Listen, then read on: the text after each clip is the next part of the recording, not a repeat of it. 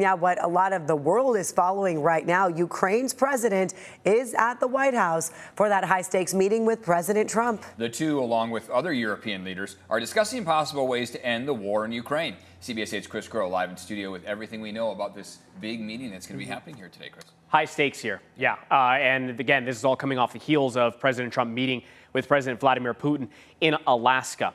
But let's start with today's key differences here and what we saw versus the last time President Zelenskyy was in the Oval Office. And we can tell you, it was a much different tone.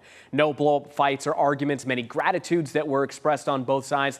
In fact, take a look at the moment that they greeted each other today, that you could see them exchange pleasantries and go inside. Now, all of this is important because this is a time in which President Zelenskyy is visiting the White House to push for a ceasefire here to try to end this conflict. He was joined by several European leaders, again, all tasked with advocating and assisting Ukraine in these talks and having the U.S. as that mediator. Now, when the leaders were made available to the press, President Trump and President Zelenskyy were asked about a multitude of topics that included the details and potential of a land swap with Russia.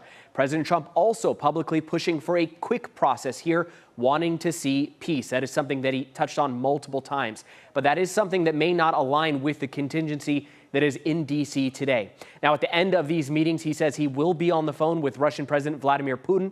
Now, something else that has been a huge point of contention with Russia, Ukraine, as well as the U.S. is their NATO entry and or security measures put in place to prevent another Russian invasion.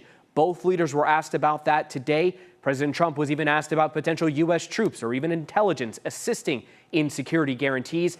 He never committed to a yes or no. In fact, here's one of his answers to a question just like that.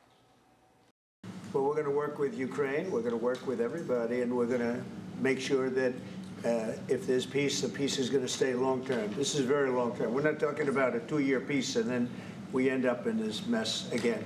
We're going to make sure that everything's good. We'll work with Russia. We're going to work with Ukraine, and we're going to make sure it works.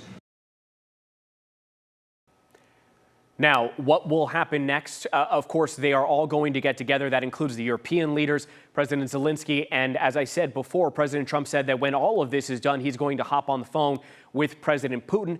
And then eventually he says that he would like to mediate a meeting between President Zelenskyy and President Putin.